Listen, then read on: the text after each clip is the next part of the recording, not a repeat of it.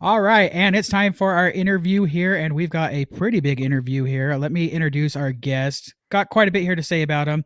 Mr. Georgia Basketball 2020, Nike Hoop Summit 2020, McDonald's All-American 2020, SEC All Defensive Team 2022, First Team All SEC 2022, Third Team All American AP 2022, SEC Defensive Player of the Year 2022. 2022 is a great year for this man, just so you guys know. Solid year. NABC Defensive Player of the Year 2022, Naismith Defensive Player of the Year 2022, the 22nd pick of the 2022 NBA Draft.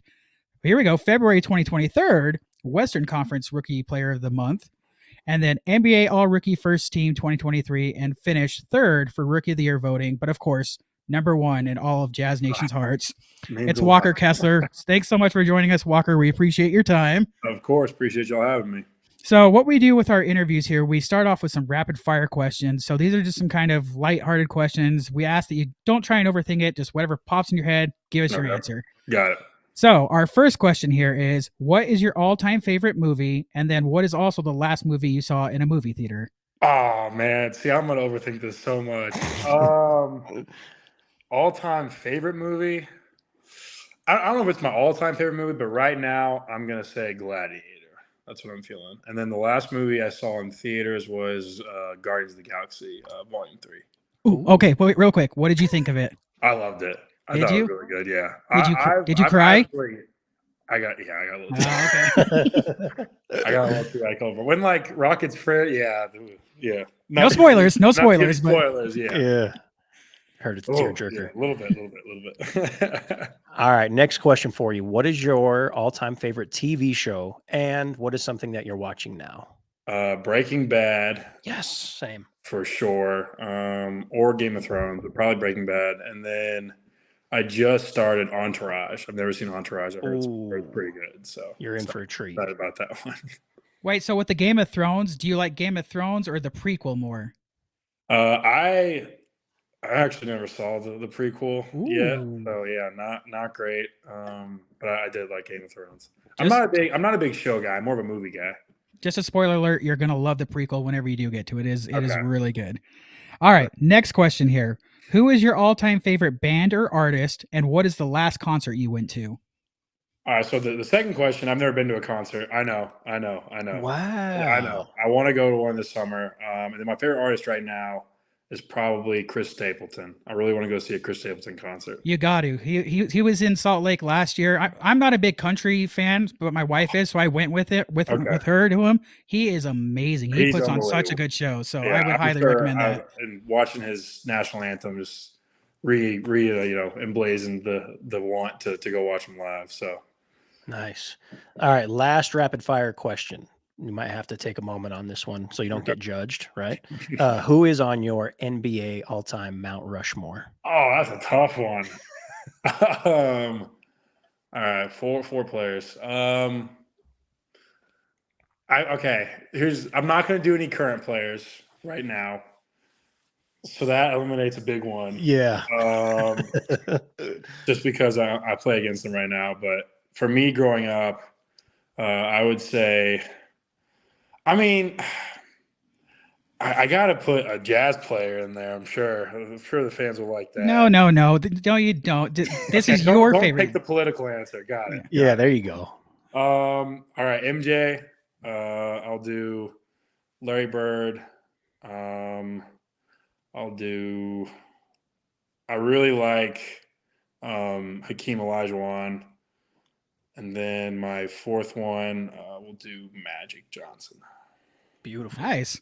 So did you have like a favorite team growing up at all? Or I know you're kind of younger than us, so I know a lot of the younger kids just follow players and don't have teams. Yeah. I didn't like – I'm not going to lie to y'all. I was not a big sports kid.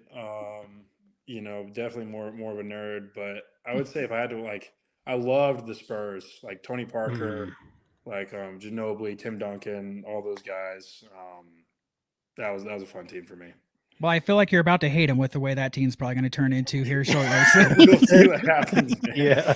And just by the way, going back to the little concert thing, I just wanted to throw this out there. It sounds like you might be into country music. On November 4th at the Delta Center, Vivint Arena, whatever you want to call it, Old Dominion is playing there. So I don't know if you've ever heard of them.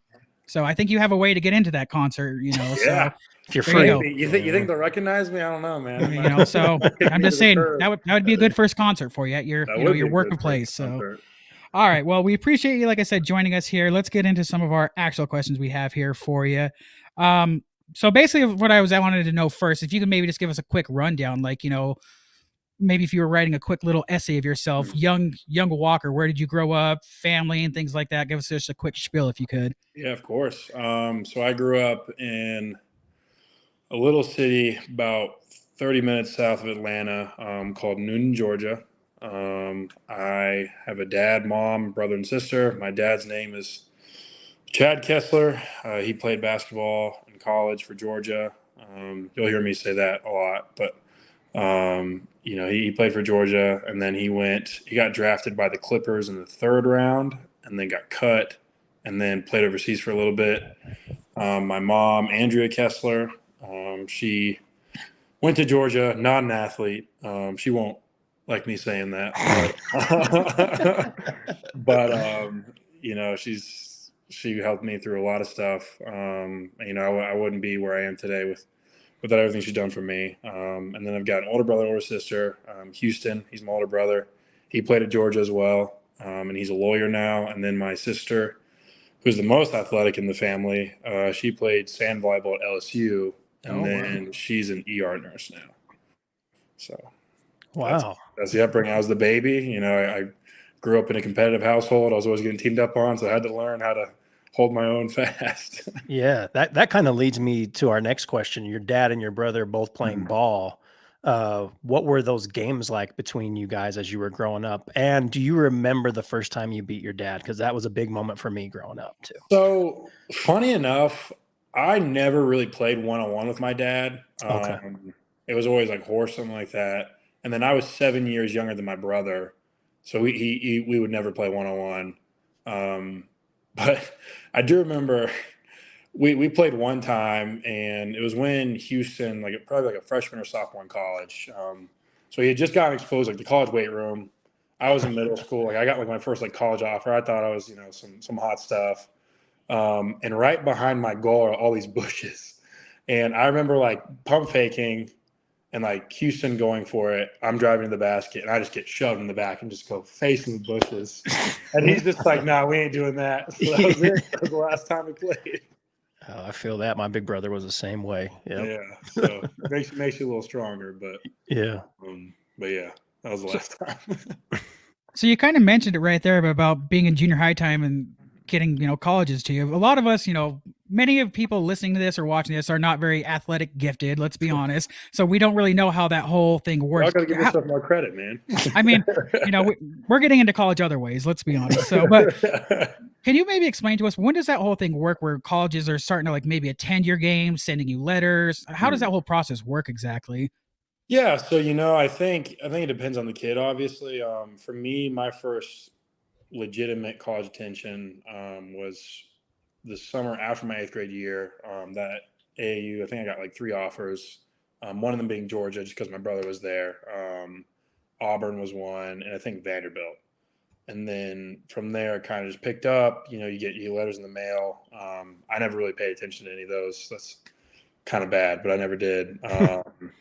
And then usually like coaches find your contact info somehow through your high school coach. They'll call you, ask if you're interested. And then you start like a recruiting process, relationship. And then eventually you get to, you know, the live periods, and they watch all your AU games and everything like that. And then you get into like, you can like official visits. I think now it's like unlimited, which was not a thing. It was, for me, it was like you get 5 your junior year and 5 your senior year. And so you guys like pick and choose like which schools you want to visit. It was a talk about a stressful process. But you feel real wanted though. You feel like I bet some cool stuff. You know, you come to high school wearing like different lanyards based on what visit you went to. If you're like, oh man, that's so cool. Yeah, man. But no, it was a good process. You know, definitely stressful. And then, you know, you talk to your family, and whatever is the best decision for y'all is, I mean, you at the end of the day, but you know, if you have good counsel, you know. Did My dad knows a little bit, so I listen to him. for real. Did any Utah schools end up reaching out to you or come visit any schools out here? I think BYU did. I think they reached out because I think one of the coaches was at a different school, and I kind of knew him, and then he went to BYU, and they reached out. But Utah's a far ways away from Atlanta, man. I don't know if I could do that, man. I will say, going to BYU's campus this year, I saw Baylor BYU football game. Campus is beautiful. I mean, unbelievable. Mountains right behind there. Utah's campus is beautiful too. So those mountains are something. You got so this year, I don't know if you guys got a chance to go to a Utah football game yet, but this year I saw Utah USC, and that game was that was a fun game. Yeah, so this year it's Florida is coming to Utah, so you got to go to that game. I definitely got to see that one. That'll be a really good one. Man, so you go to UNC, and just off the bat, to let you know, I'm a huge UNC fan, right? Okay. And I was extremely bummed when you transferred, especially when I saw what you could do against Notre Dame. I think it was like 8 blocks in one game, 12 boards, 15, 16 points. Yeah. So I was bummed, just so you know. But I'm curious, are there any stories you can share about your time there? Any fun Tar Heel stories that you have? Yeah, like we got really, really close just because of COVID and everything. Like the school was shut down. Students got sent off campus. So it was literally just, all the guys and all the staff. So like we would have like what's it called? What's like the purple like fruit bowl, like Aussie bowl, something like that? Oh, acai. Yeah. Acai. There you go. Yeah. Good pronunciation, man. That was wow. I just got my bachelor's degree in communications, so there we go. There you go. We'd have like mornings, like we'd all show up and get that. They like bring it to the facility. My roommate, Puff, and we got really close because you basically just went to the gym, back to your room. Yeah. And so like we would just like have like so we're like two like old people, man. Like we would like sit out like in the living room, like no phones or anything, talk for like 3 hours, like till like 1 a.m. just talking. But it was a fun time, man. It was a tough time, but COVID. But those guys made it special. That's good. Did you get a chance to meet any like Carolina legends and any MJ meetings by chance? I met Tyler Hansbrough. Psycho T. That's my guy. Yeah, he is, man. When he played pickup, that dude was going 110 miles an hour, man. Holy cow. Guarding him, you were signing a life sentence at that point. But, Tyler Zeller, then Kobe White came. They all came like in the summer when I was a freshman before everything got shut down. Yeah. I think Cole Anthony came one time. I didn't get to meet Michael Jordan. I don't think. Yeah, no, I would have definitely remembered that. Yeah. I did. Yeah, that was about it, I think. Cool. As far as I can remember. I'm sure I'm forgetting one big one, and I'm going to hear about it later. But it's like, and Vince Carter came by. Yeah, exactly. So I'm like, oh, yeah, that guy. Yeah. So you transferred from UNC to Auburn. Obviously, the whole COVID situation there, and you probably wanted to be closer to your family, if you mentioned in previous interviews and stuff. But my question is, obviously, there's the easy answer saying, it's a different state and things like that. But what's the biggest difference from playing at UNC to playing at Auburn? What was the biggest thing you noticed? Well, I mean, unfair to UNC, there was fans. Yeah. So that was a big difference. But, I think as far as I'll talk about the conference play, you like ACC basketball, at least when I was playing, was a lot of skilled guys, very, very finesse. And it was physical, but SEC was different. It was a more physical game. There's a lot more athletes. I won't say there's a lot less skills, but because you'd have guys that were extremely skilled, but it was a lot like less common for guys to be really skilled, if that makes sense. A lot of guys who were freak athletes, played hard, played physical. And then you get those special guys, like Jabari or Brandon Miller, that are super skilled, that can, do it all. Man, yeah, Jabari. Monster. Yeah, he's a heck of a player, man. Yeah. So you're playing at Auburn. At what point do you say, you know what, I'm NBA ready. I'm ready to go? When I heard my name called. No, I think I was always going into the year. I try not to focus on it. I was like, look, I'm just gonna whatever happens, happens. I'm a big believer in focusing on what you can control, and the rest of it, it kind of takes care of itself. And so, kind of like I would say, when talks about me winning Defensive Player of the Year started becoming a legitimate thing, I was like, okay, like shot blocking is very valuable in the league. I know there's a lot of questions about if I could do it or not in the NBA. A lot of questions, but as far as this past year, I guess I took care of that. Showed a little bit, but like once that started, I was like, okay, I can make this thing happen. So what exactly happens next? So you say, you talk to your family, I'm sure your dad probably gives you some advice, and you say, I'm ready. Let's do this. I'm done with college for now. Let's go to the NBA. What's the next step? Is it go like you got to hire an agent, then you got to start going to the combine? How's that whole process work? So yeah, like with NIL, I actually had an agent going into my college year. And so it was good because that year was kind of like a test year to see like how it would look like as like an NBA agent. And so I signed with Aaron Mintz with CAA. He did everything right by me. He's been awesome. And then you tell your dad like, hey, like I want to do this NBA thing. You talk to everybody, and they say, all right, like let's do it, but finish out the semester. So I did finish out my semester, so I can be in good standing. So if I want to go back, which eventually I do want to get my degree. So yeah, and then you go to like different places to work out. I went to Los Angeles, worked out with Jaden Ivey, AJ Griffin at a facility called Proactive. And you do that for 3 months, 2 months, and then you do team workouts, and it's all kind of a blur, man, honestly. But like it's long, but it goes by so fast. And then all of a sudden, you're walking up to pick up your hat. Yeah. I want to talk about draft night a little bit, ask you a question in regard to that. Yeah, exactly. So draft night comes, are you, and a little background to this, my friend Daniel here loves to go on Twitter and spoil surprises for me. Like we did the NBA lottery show and he already knew who already had the picks. So this isn't was anyone you or your family looking at Twitter, or were you just kind of in the moment waiting for phones were up? We were just all that's beautiful.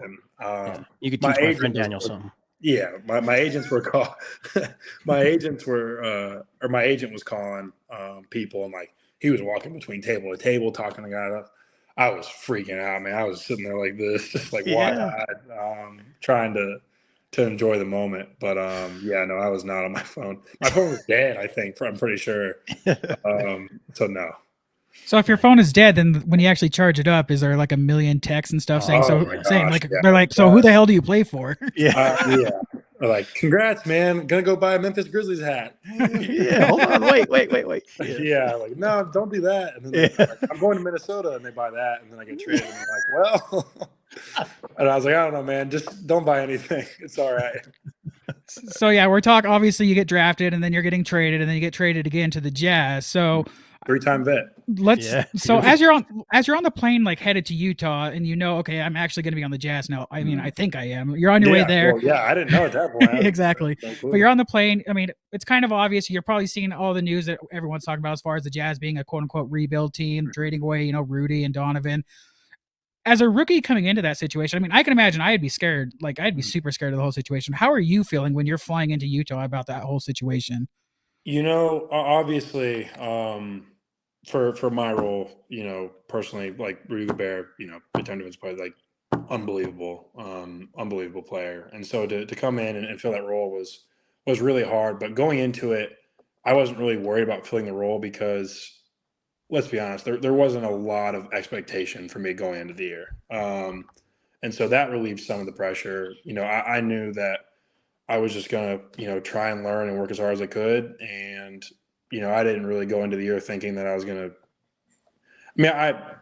that sound like I'm not very confident in my game. I was just going into the year trying to learn as much as I can and play hard whenever I get the opportunity. And the work paid off, and obviously got a long way to go, but happened to fall in the right place for now.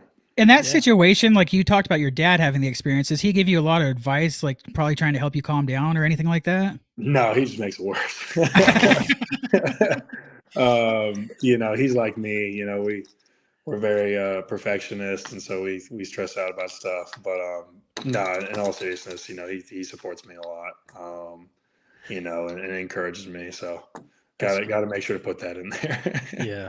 When that trade had happened, obviously we did like an emergency recording of this podcast, right? And I was trying to assure Jazz Nation of how good of a defensive player you were. Now, I didn't think you were going to come on as strongly as you did your rookie year, but I try to tell everybody, hey, it's okay. Rudy is gone.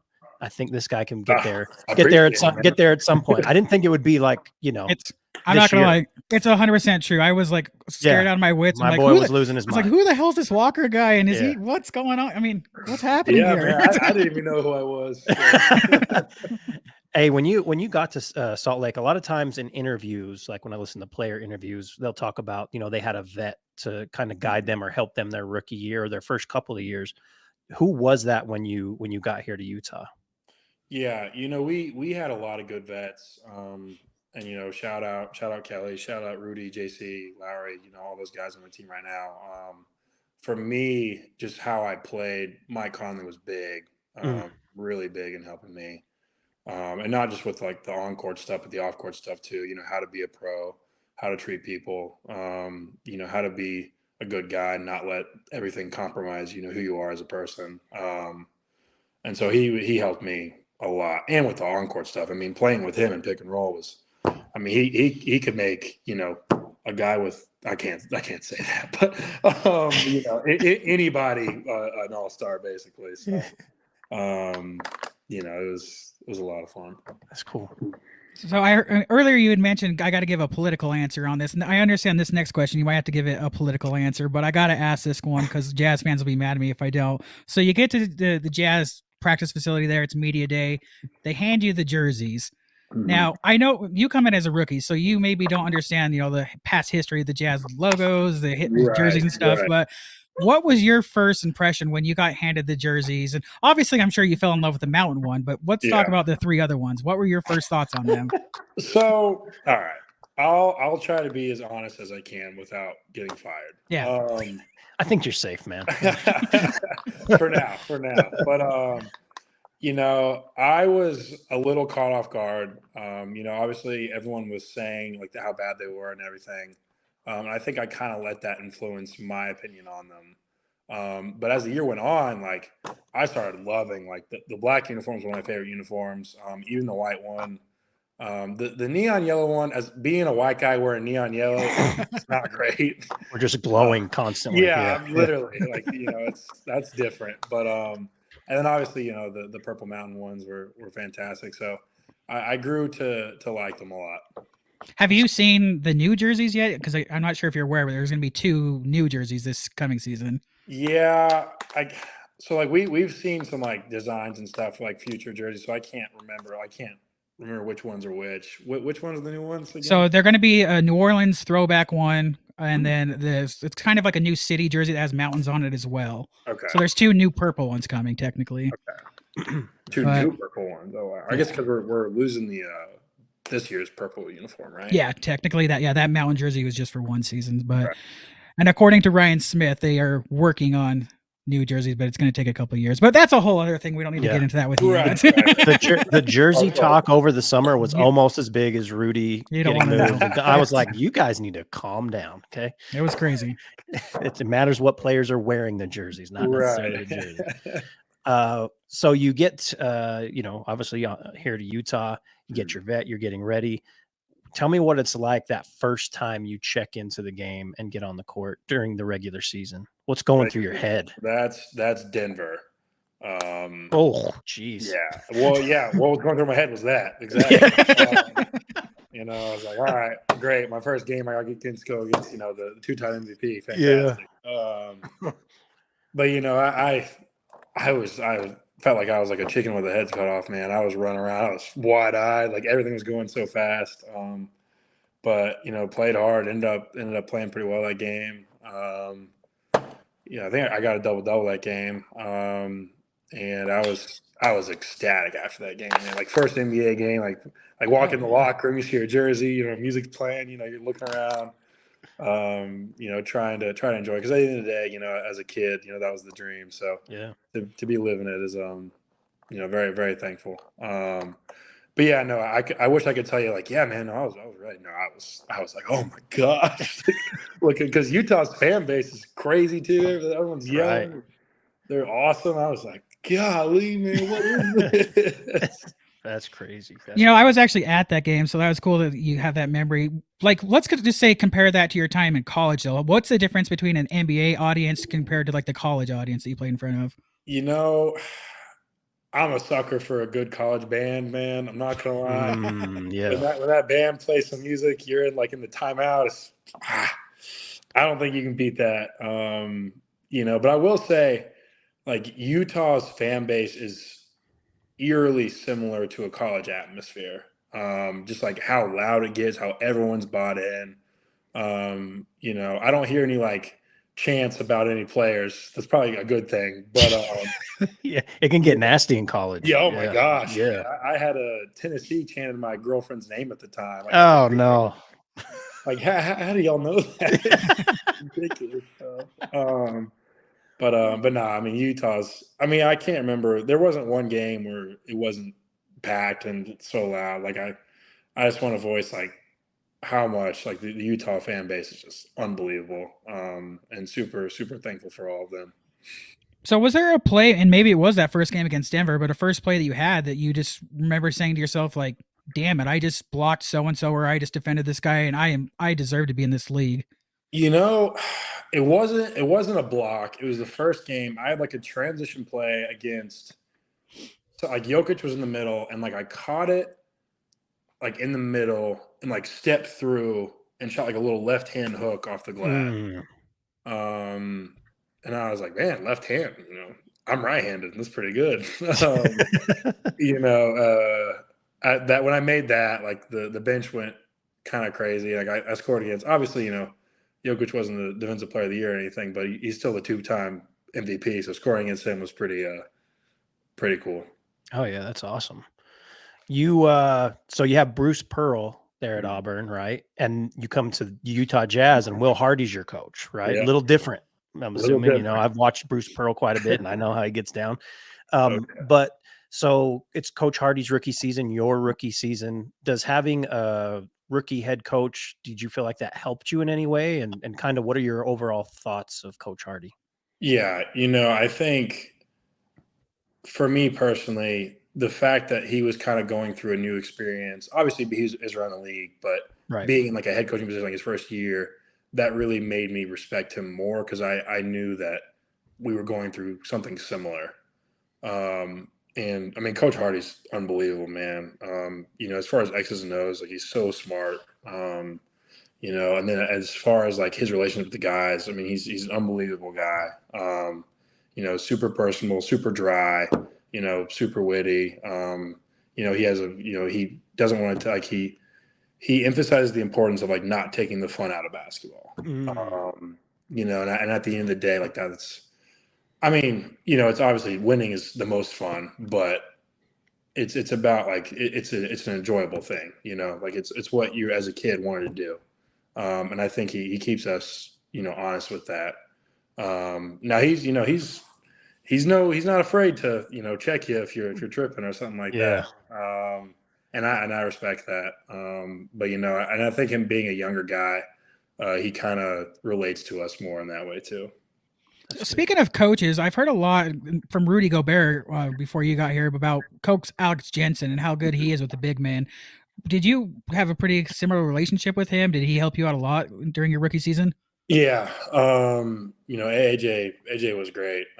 He helped me a lot with just how to see the game. He worked with all the fives, and then I worked with another guy one-on-one. But he just like we're watching film with him, and like how he would talk about how like Rudy and I worked on this, and like this is what like he really got good at. Like this is where I can see you being good at. It really helped me to slow the game down and understand what was happening, especially on the defensive end. That's cool. So you get to Utah, and then at the same time it's Utah is getting the All-Star game. You get a chance to go through there and experience some different activities. But I remember seeing you were like everywhere. It seems like one minute you're at a Walmart doing a signing, the next minute you're there. So do you even remember what happened during All-Star weekend? What was your experience like? Listen, I think I blacked out. Like I went like 4 hours without eating any food, and I was blacked out, man. That's how I'm such a wimp. I'm like, yeah, man, I went like 2 hours without eating anything. It was terrible, but it was really busy, but the fans were great, so it was definitely worth it. Did you get to go to any parties or meet any celebrities that kind of you're like, holy crap, I met this person? At the Rising Stars game, I didn't talk to him super long.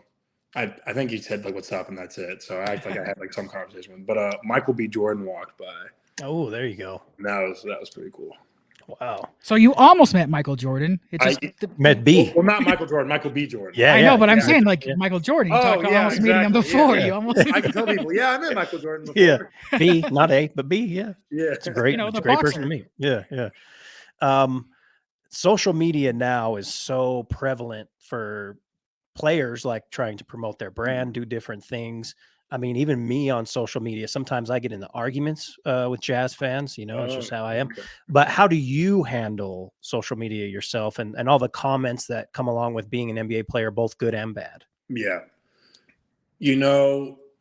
For me, going into high school, I was really into reading after every high school game, and there wasn't that much publicity, but I would go and read through every comment, making sure what people said about my game and what they liked, what they disliked, whatever.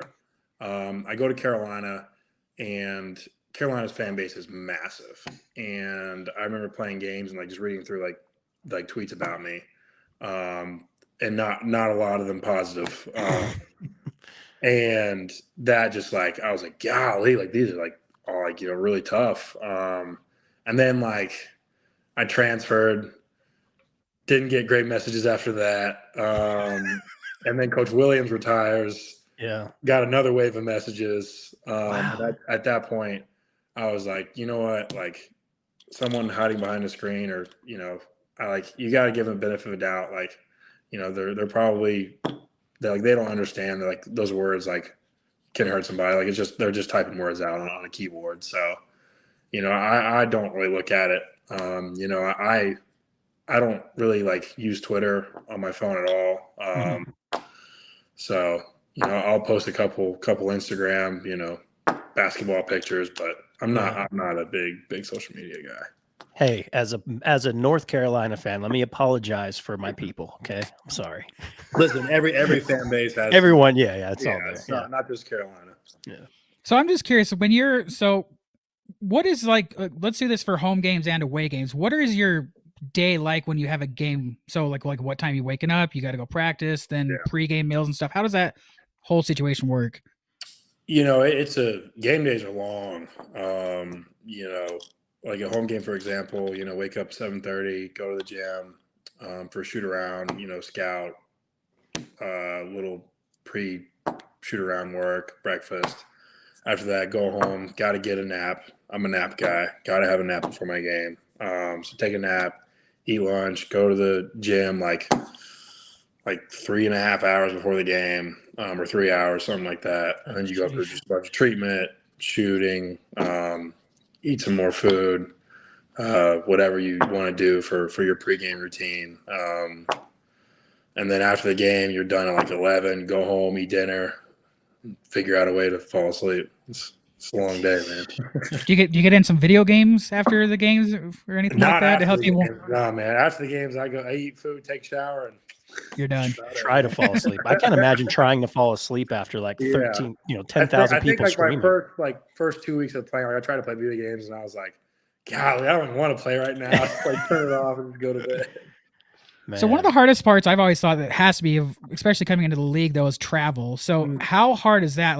Obviously compared to college, it's way different. But 1 minute you're playing in this city, it's hey, go to your hotel, get your bag, we're on a flight. And is it just crazy, just adjusting to that? That part of it was probably one of the biggest transitions from college to the NBA. Just the amount of traveling and the amount of time you spend going to hotels, going to a flight. and just like learning. What really helped me is like learning how to not be affected by time changes and just like finding a routine that you follow to go to sleep. And like whenever I do that routine, like I can be like, once I'm in my hotel room, I can be asleep in say 30 minutes, and like really trying to focus on how much sleep you get in those moments. I can't imagine as a 7-footer too. I'm 6'2", and when I'm on an airplane, I feel cramped. Well, we fly a little better than me. We don't feel cramped. Yeah.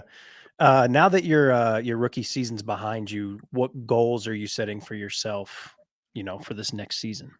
Yeah, I've voiced this, many times. For me, I've never really been a goal. I mean, like obviously it'd be great to win Defensive Player of the Year eventually, All NBA, All-Star, all the accolades, whatever. But I've never really believed in trying to look forward to a goal. For me, it's always just getting lost in the process of getting better and trying to do the best you can, and just doing what you can control. And like going into this year, like I didn't think like I'm going to make, rookie first year or anything like that, or first team.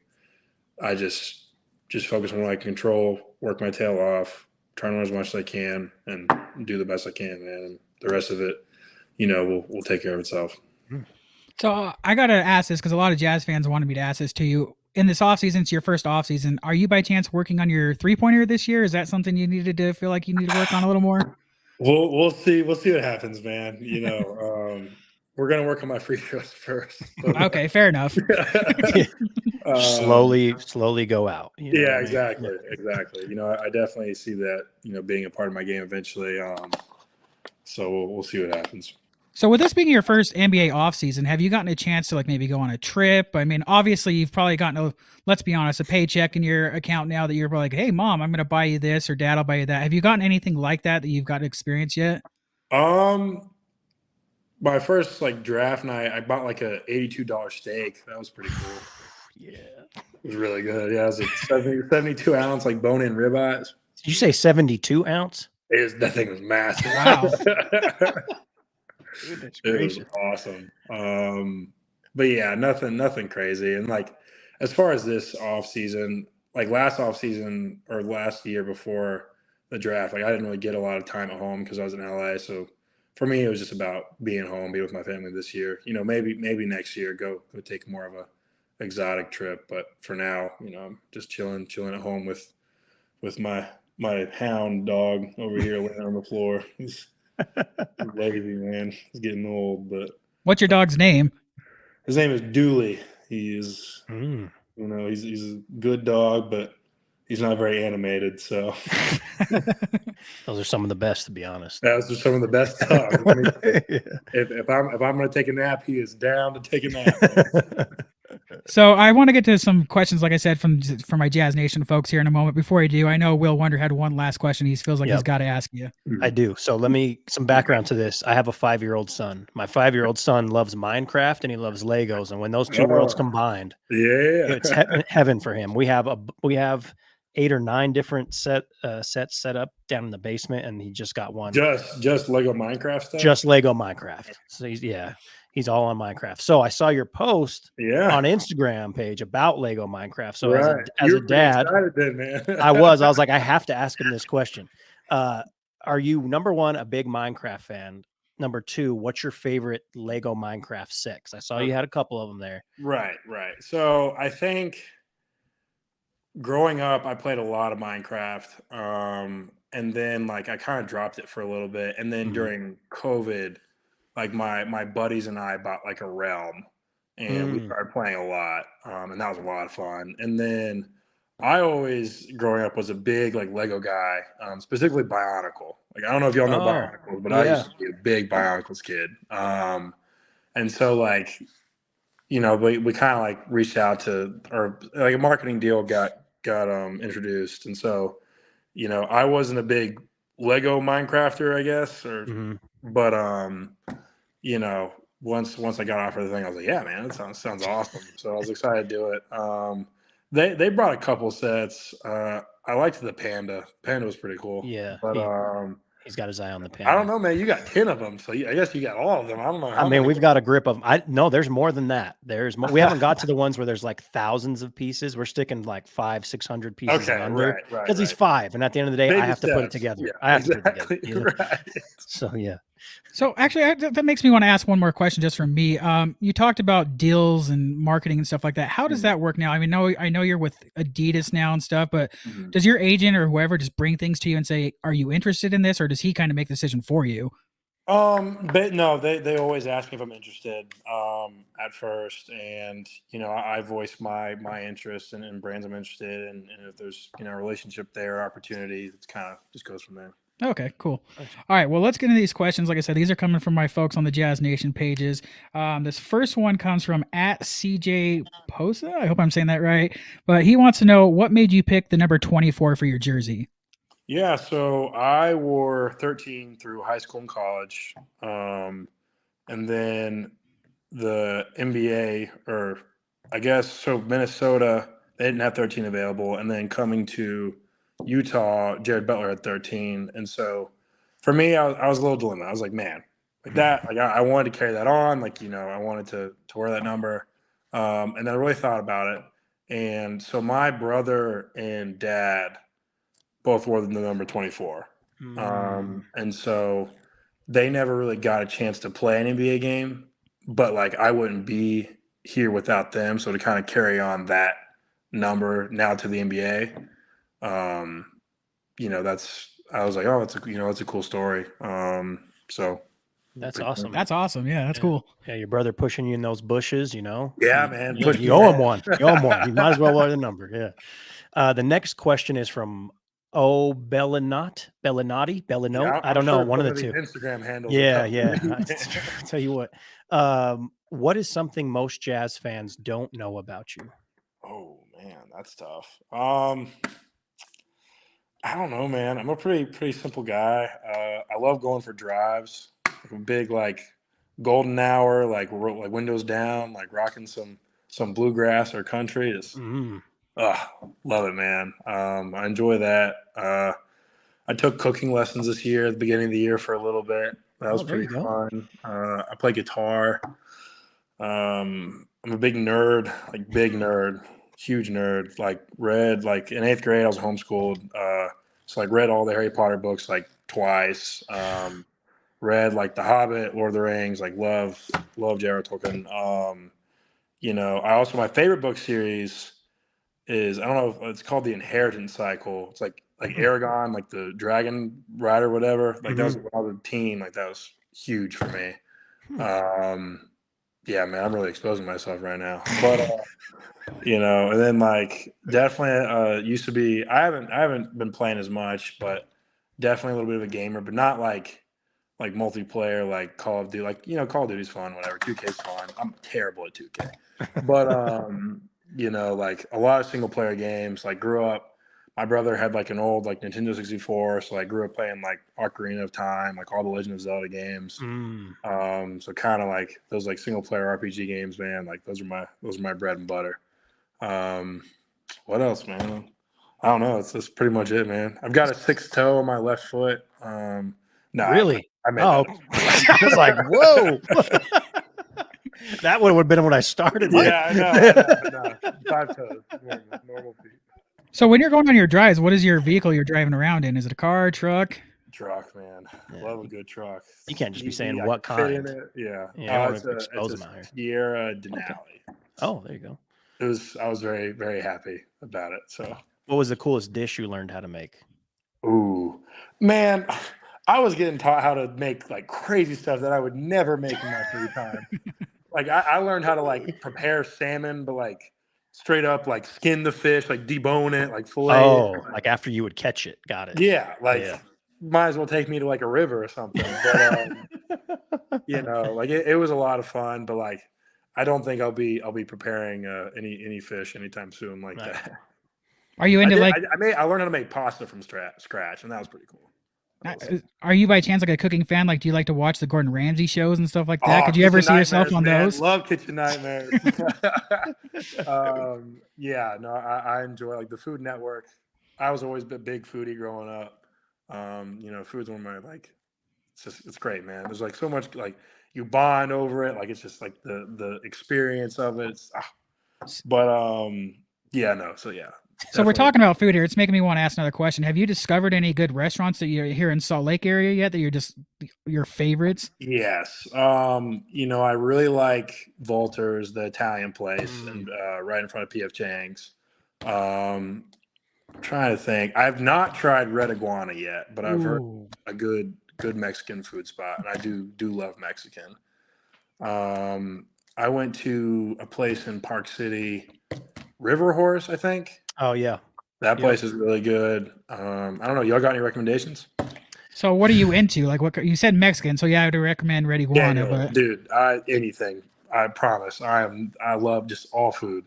I'm not picky at all. It really depends too, like where I guess you're located, which we don't want you to give away or anything like that. But like, for us that have grown up here in the Salt Lake area, the city's kind of booming right now. It is crazy. So there's a lot of new restaurants that are just popping up out of this place. As a matter of fact, if, like you said, you like Mexican food, apparently there's a new Mexican restaurant that just opened kind of outside of Salt Lake in Riverton, which is supposed to be kind of like a Mexican restaurant, but it's the Vegas vibe where they come out with the signs and make it all fancy. So that's a place I got to go check out and stuff. So they're bringing the Vegas vibe to Salt Lake. So, but I'm sure we can help you out with some recommendations and stuff like that. But I love Pago. It's Pago on 9th and 9th. They have like seasonal menus, but there always is going to be some type of steak, some type, you know what I mean? For us more simple guys. Pago, Pago. Okay. Yeah, I'm trying to get it. Yeah, let me know. And I'm trying to get an endorsement. So, if you do go there, let them know I sent you. Name drop. I'm playing. I do love it though. Maybe when he gets back to town, this is a new podcast idea. We go each week, take him to a new eating spot. Another food spot. What'd you think? Oh, that'd be fun. Yeah. The next question from the fans is from Vanilla Thunder 98. And I would assume with that name, he has similar pigment to you and I. But what have you enjoyed the most about living in Salt Lake City? And have you had a chance to visit, well, you already brought up River Horse, but places in Park City or Southern Utah yet? So my favorite thing, man, is the view. Good night. Like when the sun sets, like my place faces toward the sun sets, like over like the airport, kind of like in those mountains. Right. The Oakers. Unbelievable. Beautiful. Like the view like never gets old, man. So like the mountains and the view, and I actually like the snow. Like I like the weather. Where I live, I don't have to snow plow and deal with all the bad stuff. I can just be like, look outside, like, oh, pretty. But but I enjoy the weather too. And then I visited Park City. I went there a couple times growing up, like when I work on skiing trips and stuff. But no, Park City is super cool place. Haven't really been anywhere in Southern Utah yet. Where's Provo? That's not Southern, is it? No. I mean, technically it's southern to Salt Lake, but it's just Southern Utah is like more down where like the Red Rocks area. Okay, so I do want to eventually go to is Zion's not in Utah, is it? Technically, it kind of is. Yeah, it's like Denman, Arizona area down there. Yeah, I do kind of want to visit that in Moab. Just go to Arches is beautiful. Yeah, that's right. Arches is what. Yeah. So. Well, just so you know, and I'm sure you've kind of aware of this last year, but those summers here in Utah can get hot as hell. I mean, so if you go down there, man, but it's listen, Georgia, it's like 95, but with like humidity. Yeah. It's just wet all the time. Yeah, man. I can deal with the dry heat, man. That's not a big deal. But the crazy part of like walking outside with like a piece of paper and it being soggy by the time you get inside, not pleasant. And now we're going on a weather talk. I mean, just this year alone, just so you know, the snow that we got this past winter is probably the craziest storms we've had in years. So it hasn't snowed like that in a while. So maybe you brought that with you, I guess. I don't know. It was probably Lowry, the finisher, man. Oh, that's true. Yeah, that's true. Very true. Speaking of nicknames, another question off the top of the head. I don't feel like you really have a nickname, do you? Or is there one that you have that I'm missing? I don't know, man. I saw the comic book. Yeah, the sheriff, that's one. Skywalker's another one. Blocker, Kessler. But is there one that you like go like, yeah, this is my nickname, I'm down with it? Because I'm hearing you say these and you're just kind of like, I like I'm not a big fan of Walker Kessler. I'm not going to lie. That's the only one I'm not a big fan of.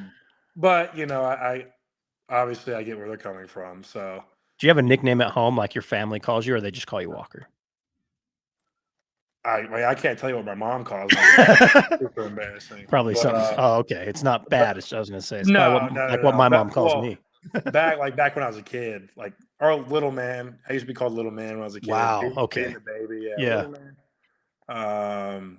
But no, I just Walker. Yeah. Okay, all right. All right, I guess I should get back to these questions from the folks here. I've got one from Icebergy on Instagram. What is something you're trying to eliminate from your game? We've talked a lot about what you're trying to improve, but what's something you want to eliminate? Missing free throws. Next question. All right, besides the free throws one, let's say something else. That's great. Something I'm trying to eliminate from my game. Or is there anything, I guess? I don't know free about throws, that's a good eliminate. one. Yeah, I don't. I mean, maybe that's a. I've never heard that question before. That's why I liked it too, because I thought it was different. Yeah. Yeah, it's a lot different. Eliminate from my game. I don't know. I have no clue. Maybe like getting tired sometimes. I don't know. Is there okay? Let's try it this way. Is there anything maybe your family saw, your dad or your brother, and said, "Walk, you got to stop, dude. You were like dancing over there in the corner after you made a shot. You got to stop doing that or something." Dancing in the corner. Doing the Harlem Shake over there. Yeah, something like that. I don't know, man. I'm still caught on the probably missing free Ben. That's the only question I got. It's a great answer though. Yeah. Well, I guess we know what the coaches have told him for this. All right. Let's go to the next question. I feel like this one's going to be way easy for you. This is probably out of all the questions I got from fans, the biggest one. And I feel like for me, for us as a Salt Lake folks, this is very interesting to us. I've heard you talk about a place called Waffle House quite a bit and how much you love it. And it's like your favorite restaurant at home there. So this is a two-part question. One, what makes Waffle House so great for us here in Salt Lake that have never been there? And two, when are you and Colin Sexton going to bring one here to Salt Lake? Listen, man.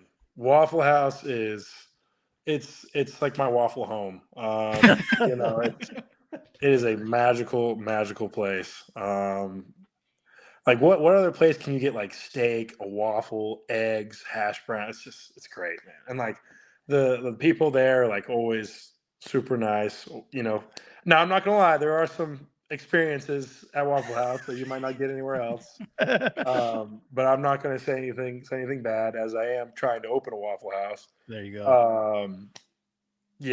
Now I will say, like, if you're trying to put on some weight, go to Waffle House a couple times, you'll probably get it back. It's good soul food, good for the soul.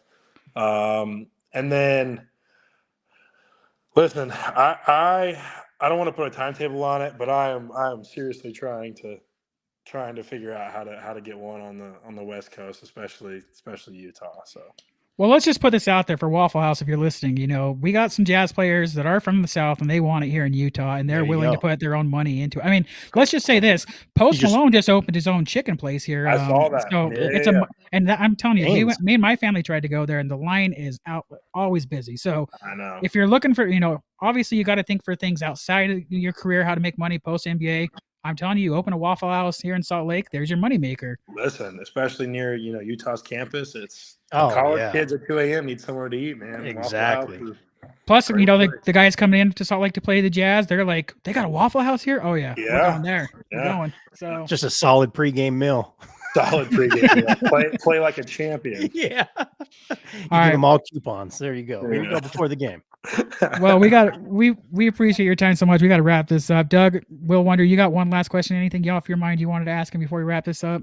I don't really have any questions, man. I just want to say thank you for taking some time. Obviously, you're getting ready for the season out there working out, but it was great talking to you. And yeah, one day, hopefully, our paths cross and we can talk. I'll have you and my son talk Minecraft because it's awesome. Yeah, I appreciate you, man. Look, Thank you. We'll do like a weird pod where it's Minecraft, Legos, and we'll just bring some pizza or something in. Just Walker and my 5-year-old son. Yeah. That's awesome. Sounds good. Appreciate y'all. Yeah, man. We appreciate you for coming in, and I hope you enjoy the rest of your summer, and we'll see you soon back in Salt Lake, I'm sure. Awesome. Sounds good, y'all. Appreciate y'all. All right. Thank you so much. Thank you.